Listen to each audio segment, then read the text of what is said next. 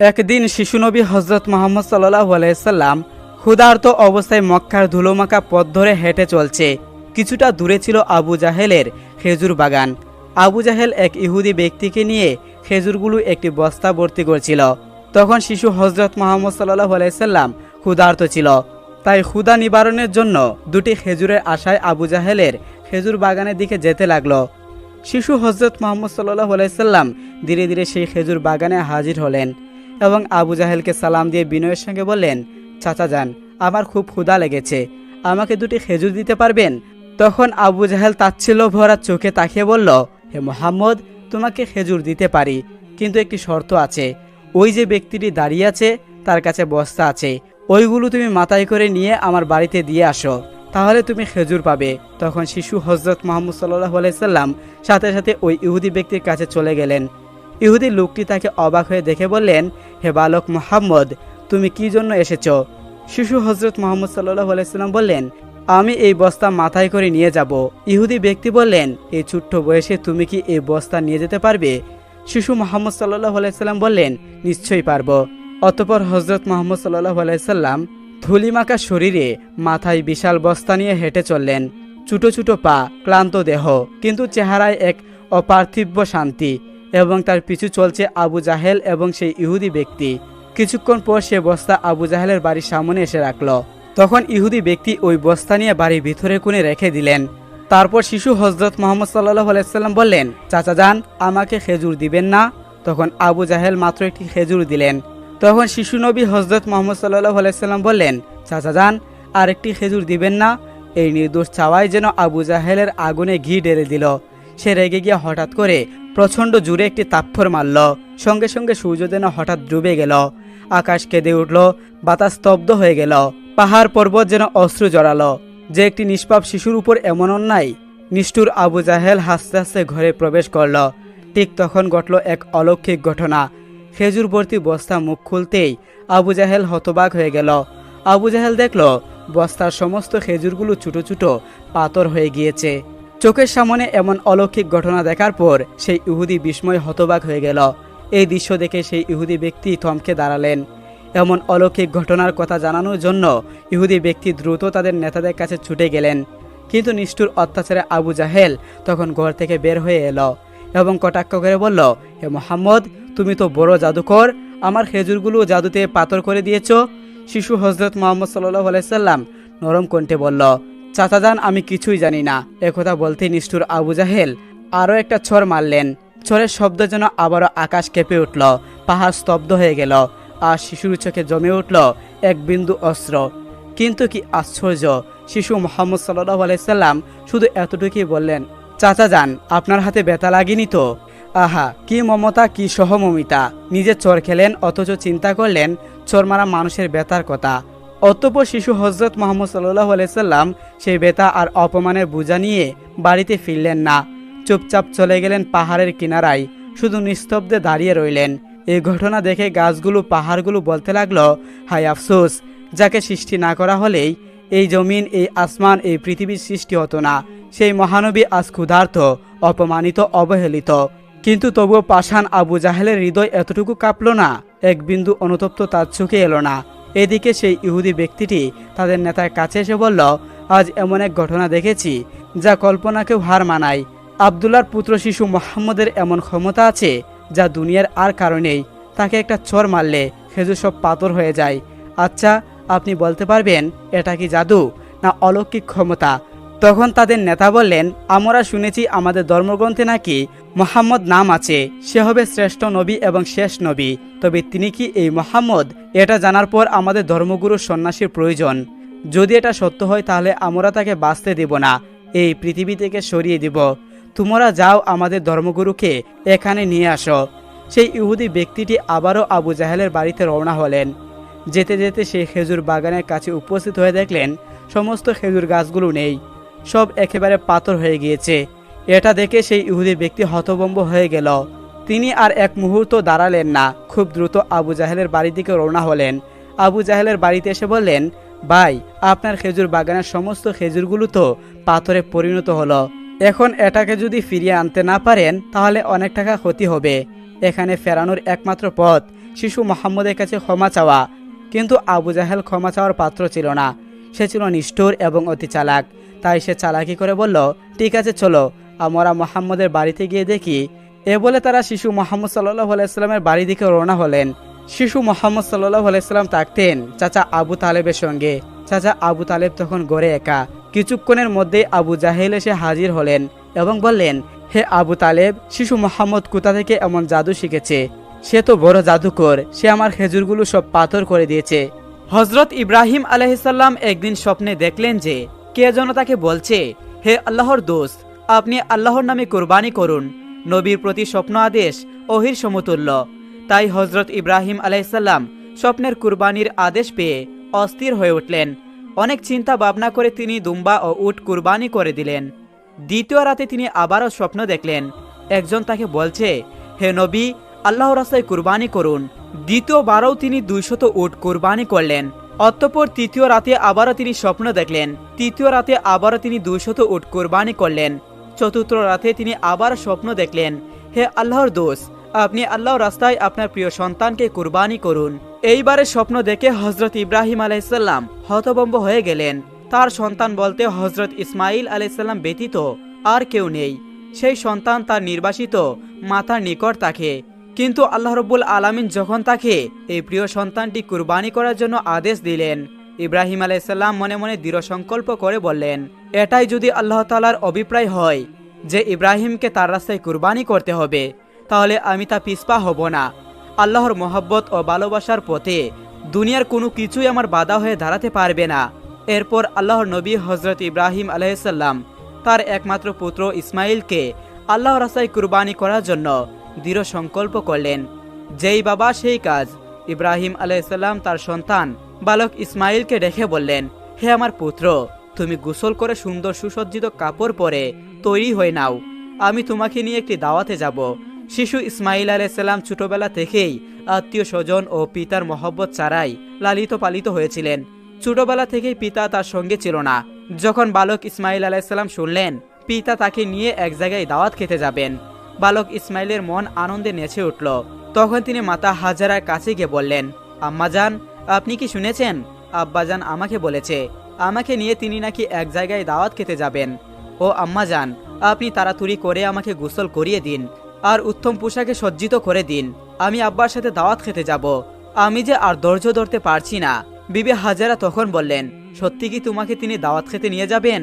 হযরত ইসমাইল আলাইহিসসালাম বললেন, আপনি তাকে জিজ্ঞাসা করে দেখুন না। এরপর বিবি হাজারা আলাইহিসসালাম ইব্রাহিম আলাইহিসসালামকে জিজ্ঞাসা করে বললেন, ও আমার প্রাণের স্বামী, আমি শুনলাম আপনি নাকি ইসমাইলকে নিয়ে দাওয়াত খেতে যাবেন। ইব্রাহিম আলাইহিসসালাম বললেন, ও হাজারা, তুমি ঠিকই শুনেছ, ইসমাইলকে গোসল করিয়ে সুন্দর পোশাকে সুসজ্জিত করে দাও, আমি তাকে নিয়ে দাওয়াত খেতে যাব। বন্ধুরা, অনেকেই মনে হতে পারে হযরত ইব্রাহিম আলাইহিসসালাম নবী হয়ে বিবি হাজেরা ও ইসমাইল আলাইহিসসালামের সাথে মিথ্যা কথা বলেছেন, কিন্তু মূলত জাতির পিতা ইব্রাহিম আলাইহিসসালাম তাদের সাথে মিথ্যা কথা বলেনি। গভীরভাবে যদি চিন্তা করা হয় তাহলে ইব্রাহিম আলাইহিসসালামের এই কথাটি সঠিক ও বাস্তবসম্মত ছিল, কেননা তিনি ইসমাইল আলাইহিসসালামকে নিয়ে আল্লাহর একটি দাওয়াতে যাচ্ছিলেন। এরপরে বিবি হাজেরা আলাইহিসসালাম বালক ইসমাইলকে উত্তম রূপে গোসল করিয়ে সুন্দর পোশাকে সুসজ্জিত করে দিলেন। অতঃপর তাকে স্বামীর হাতে তুলে দেওয়ার পূর্বে বললেন, ও আমার প্রিয় স্বামী, ইসমাইলকে আমি ছোট থেকে এই পর্যন্ত লালন পালন করছি, কিন্তু এর মধ্যে আমি তাকে একটি বারের জন্যও আমার দৃষ্টির আড়াল করিনি। ও আমার প্রিয় স্বামী, আপনি সবসময় তাকে দেখে রাখবেন, কখনোই আপনি তাকে আপনার চোখের আড়াল করবেন না। যতক্ষণ না পর্যন্ত আপনি আর ইসমাইল আমার কাছে ফিরে আসছেন, ততক্ষণ পর্যন্ত আমি উদ্বিগ্ন থাকব এবং আপনাদের পথের দিকে চেয়ে আমার সময় কাটবে। হযরত ইব্রাহিম আলাইহিসসালাম এই কথা শুনে কোনো কিছুরই উত্তর দিলেন না। তার হৃদয়ের মধ্যে এক তুফান বয়ে যাচ্ছিল। তিনি মুখ ফুটে কোনো কথা বিবি হাজারাকে বলতে পারছিলেন না। তার অস্ত্র যেন দু চোখ বেরিয়ে আসতে যাচ্ছিল, কিন্তু তিনি তার চোখের অস্ত্রগুলোকে আল্লাহ রাব্বুল আলামিনের মহব্বতের দুনিয়ায় চাপা দিয়ে রেখেছিলেন। এরপর হযরত ইব্রাহিম আলাইহিসসালাম বালক ইসমাইলকে নিয়ে চলতে লাগলেন মিনার পাহাড়ের দিকে। অভিশপ্ত ইবলিস যখন দেখল জাতির পিতা ইব্রাহিম আলাইহিসসালাম আল্লাহ রাব্বুল আলামিনের আদেশ পালনার্থে তার একমাত্র পুত্র সন্তানকে জবাই করার জন্য দৃঢ় সংকল্প করেছে, তখন তার আর সহ্য হলো না। সে বলতে লাগলো, আমি ইবলিস, মানব জাতির জন্য আমি বেহেশত থেকে বহিষ্কৃত হয়েছি এবং আমি চিরস্থায়ীভাবে জাহান্নামী হয়েছি। আর সেই মানবজাতির একজন সন্তান ইব্রাহিম আলাইসাল্লাম আল্লাহর আদেশ পালন করে তার প্রিয় ভাজন হবে, এটা আমি কিভাবে সহ্য করব? কোনোভাবেই এটা হতে দেওয়া যাবে না। যে করেই হোক ইব্রাহিমকে এ কাজ থেকে ফিরিয়ে রাখতেই হবে। তাই ইবলিস তার চক্রান্ত ও ষড়যন্ত্র বাস্তবায়নের জন্য সর্বপ্রথম বিবি হাজেরার কাছে একজন ভালো মানুষ বেশি উপস্থিত হলো। বিবি হাজেরা আলাইসাল্লামের কাছে গিয়ে ইবলিস বলল, ও হাজেরা, তুমি কি জানো তোমার স্বামী ইব্রাহিম তোমার সন্তানকে কোথায় নিয়ে যাচ্ছে? বিবি হাজেরা আলাইসাল্লাম বললেন, কেন? তিনি তাকে একটি দাওয়াতে নিয়ে যাচ্ছেন। ইবলিস বলল, আমি এতদিন ঠিকই শুনেছি নারী জাতি অত্যন্ত সহজ সরল ও ভোলাবালা। তাদেরকে যে কোনো মিথ্যা কথা বলে ও প্রতারণামূলক কথা বলে ধোঁকা দেওয়া যায়। তোমার স্বামী তোমাকে ধোঁকা দিয়েছে। বিবি হাজেরা আলাইসাল্লাম শয়তানের মুখে এইসব কথা শুনে বললেন, তুমি কেমন কথা বলছো? আমার স্বামী আল্লাহর নবী, তিনি কিভাবে আমাকে ধোঁকা দিতে পারেন? আমি তোমার কথা বিশ্বাস করি না। আর সত্যি করে বলো তো, তুমি কে? কি উদ্দেশ্যে তুমি আমার স্বামীর বিরুদ্ধে তুমি আমাকে মিথ্যা কথা বলছো? তুমি এক্ষুনি আমার কাছ থেকে দূর হয়ে যাও। ইবলিস বলল, ও হাজেরা, এখন তো তুমি অত্যন্ত তেজের সাথে কথা বলছো, কিন্তু কালকে যখন দেখতে পাবে সত্যি ইব্রাহিম তার সন্তান ইসমাইলকে জবাই করে দিয়েছে, তখন দেখা যাবে তোমার এত তেজ কোথায় থাকে। বিবি হাজেরা আবার বিরক্ত হয়ে বললেন, আচ্ছা তুমি কি বলতে চাচ্ছ একটু খুলে বলো। শয়তান বলল, আমি তোমার কাছে সেই কথা বলার জন্য এসেছি। বিবি হাজেরা বলল, তুমি কি আমাকে বুঝিয়ে বলতে পারো এর কি কোনো যুক্তি হয়? একজন পিতা কেন তার একমাত্র নিরপরাধ সন্তানকে জবাই করবে? শয়তান বলল, ও হাজেরা, ইব্রাহিম অযথা ইসমাইলকে জবাই করবে না। আল্লাহ রব্বুল আলামিন তাকে নির্দেশ দিয়েছেন তিনি যেন ইসমাইলকে তার রাস্তায় কুরবানি করেন। এ কারণে ইব্রাহিম তোমার পুত্র ইসমাইলকে জবাই করতে মিনার পাহাড়ে নিয়ে যাচ্ছে। এখনো সময় আছে, তুমি তাড়াতাড়ি করে ইসমাইলকে তার হাত থেকে রক্ষা করো, না হলে দেখবে ইব্রাহিম তোমার পুত্র ইসমাইলকে আল্লাহর আদেশ পালন করতে গিয়ে জবাই করে দিয়েছে। বিবি হাজেরা এবার শয়তানের কথা শুনে বললেন, আল্লাহ রব্বুল আলামিন দুনিয়ার এতগুলো মানুষের মধ্য থেকে যদি আমার ইসমাইলকে তার রাস্তায় জবাই করার জন্য কবুল করে থাকেন, তাহলে এর চাইতে বড় সৌভাগ্যের বিষয় আর কি হতে পারে? শুধু একজন ইসমাইল নয়, আল্লাহ রব্বুল আলামিন যদি আমার হাজার হাজার সন্তান দিতেন, আর সেই হাজার হাজার সন্তানকেও যদি আল্লাহ রব্বুল আলামিন তার রাস্তায় কুরবানি করার জন্য আদেশ দিতেন, আমি খুশি মনে তাদের সকলকে আল্লাহর রাস্তায় উৎসর্গ করে দিতাম। আমি বুঝতে পেরেছি তুমি ইবলিস, আর তুমি আমাকে ধোঁকা দিতে এখানে এসেছো। আমি তোমার নিকট থেকে আল্লাহ রব্বুল আলামিনের কাছে আশ্রয় প্রার্থনা করছি। আউযু বিল্লাহি মিনাশ শাইতানির রাজিম। লা হাওলা ওয়ালা কুওয়াতা ইল্লা বিল্লাহিল আলিউল আযীম। হে ইবলিস, তুমি এক্ষুনি আমার চোখের সামন থেকে দূর হয়ে যাও। হাজেরা আলাইসাল্লামের এই তেজদীপ্ত বক্তব্য শুনে ইবলিস আর তার কাছে টিকতে পারল না। অতঃপর ইবলিস শয়তান চলে গেল। ইবলিস যখন দেখল বিবি হাজেরা আলাইসাল্লামকে কোনো রকম ভাবে ধোঁকা দেওয়া যাচ্ছে না, তখন সে চিন্তা করতে লাগলো। যাই বালক ইসমাইলকে গিয়ে এই কথা জানাই। হজরত ইসমাইল আলাইসাল্লাম ইব্রাহিম আলাইসাল্লামের পিছনে পিছনে চলছিলেন এবং কিছুটা ইব্রাহিমের পিছনেই ছিলেন। ইবলিস তখন ইসমাইল আলাইসাল্লামকে তার হাতের ইশারায় ডেকে ইব্রাহিম আলাইসাল্লামের কাছ থেকে দূরত্বে নিয়ে গেল। তখন সে ইসমাইলকে বলল, ও ইসমাইল, তুমি কি জানো তোমার পিতা তোমাকে কোথায় নিয়ে যাচ্ছেন? ইসমাইল আলাইসাল্লাম বলল, কেন, দাওয়াত খেতে নিয়ে যাচ্ছেন। ইবলিস বলল, হে বালক, তুমি তো অত্যন্ত কচি ও ছোট, তোমার মন সাদা সিধে ও ভোলাবালা, তাই তোমার পিতা তোমাকে দাওয়াত খাওয়ার কথা বলে ধোঁকা দিচ্ছে। তখন ইসমাইল আলাইসাল্লাম বললেন, তুমি কেমন কথা বলছো? আমার পিতা আমাকে কেন ধোঁকা দিবে? আমি তার একমাত্র সন্তান, আর এতদিন পরে তিনি আমার সাথে দেখা করতে এসেছেন।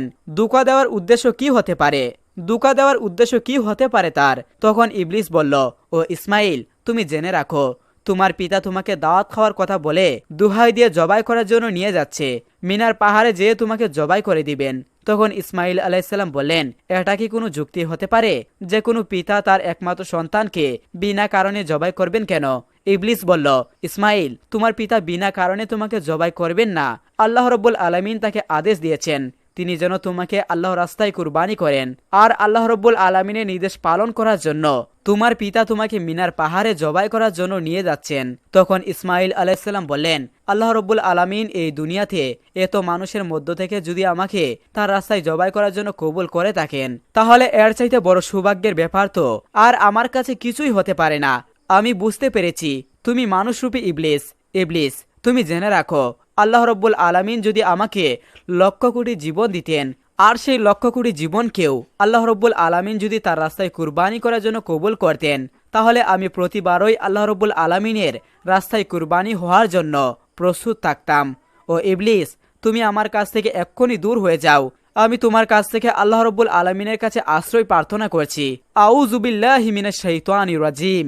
এরপর হযরত ইসমাঈল আলাইহিস সালাম ইবলিসকে লক্ষ্য করে পাথর মারতে লাগলেন। ইসমাঈল আলাইহিস সালামের সেই স্মৃতিচারণ করে আজ পর্যন্ত হাজিরা হজে গিয়ে শয়তানকে পাথর মারে। এরপর হযরত ইব্রাহিম আলাইহিস সালাম পুত্র ইসমাঈলকে নিয়ে মিনা প্রান্তরে উপস্থিত হলেন। তাফসিরে রুহুল মাআনিতে উল্লেখ রয়েছে, ইসমাঈল আলাইহিস সালামকে জবাই করার পূর্বে জাতির পিতা ইব্রাহিম আলাইহিস সালাম তার সাথে কিছু পরামর্শ করে নিতে চাইলেন। ইব্রাহিম আলাইহিস সালাম ইসমাঈল আলাইহিস সালামকে বললেন, হে বৎস, আমি স্বপ্নে দেখেছি যে আমি তোমাকে জবাই করছি, এখন তোমার কি অভিমত বলো। সে বলল, হে আমার পিতা, আপনি যা আদিষ্ট হয়েছেন তাই করুন। আল্লাহ ইচ্ছা করলে আপনি আমাকে ধৈর্যশীলদের অন্তর্ভুক্ত দেখতে পাবেন। সূরা সাফফাত আয়াত নম্বর 102। হযরত ইসমাঈল আলাইহিস সালামের জবান শুনে হযরত ইব্রাহিম আলাইহিস সালাম অত্যন্ত খুশি হলেন। অতঃপর হযরত ইসমাঈল আলাইহিস সালাম তার পিতাকে লক্ষ্য করে বললেন, আব্বাজান, আপনি তো আমাকে জবাই করে দিবেন, তার পূর্বে আমার কয়েকটি অনুরোধ রয়েছে, আপনি কি দয়া করে আমার সেই অনুরোধগুলো রক্ষা করবেন? ইব্রাহিম আলাইহিস সালাম বললেন, বৎস, তুমি তোমার আরজি পেশ করতে পারো, আমি সেগুলোকে যথাসাধ্য রক্ষা করার চেষ্টা করব। তখন ইসমাঈল আলাইহিস সালাম বললেন, ওহে আব্বাজান, আমাকে জবাই করার পূর্বে আমার হাত পা উত্তম রূপে বেঁধে নিবেন। দেখা যায় জবাই করার সময় জীবজন্তুগুলো তাদের হাত পা চুরাচুরি করে, তেমনি ভাবে মৃত্যু যন্ত্রণা সহ্য করতে না পেরে আমিও যদি আমার হাত পা চুরাচুরি করি আর তা যদি আপনার শরীরে লেগে যায়, এতে আমার বেয়াদবি হবে, আর আমি চাই না মৃত্যুর পূর্বে আমার পিতার সাথে বেয়াদবি করে মরতে। অতঃপর হে আব্বাজান, আপনি আমার এই অনুরোধ রক্ষা করবেন। দ্বিতীয়ত, আমাকে জবাই করার সময় আপনি আপনার চক্ষুদ্বয় ভালো মতো কাপড় দিয়ে বেঁধে নিবেন, কেননা জবাই করার সময় আপনার চোখ আমার চেহারায় পড়ে, তাহলে আমার প্রতি আপনার দয়ার উদ্রেক হবে, যাতে আপনার জবাইয়ের কাজে ব্যাঘাত সৃষ্টি হবে। আর আমি চাই না আপনি আল্লাহ রব্বুল আলমিনের আদেশ পালন করতে কোনো রকম বাধার সম্মুখীন হন। তৃতীয়ত, আমার যে আবদার তা হলো কুরবানি করার পর যখন আপনি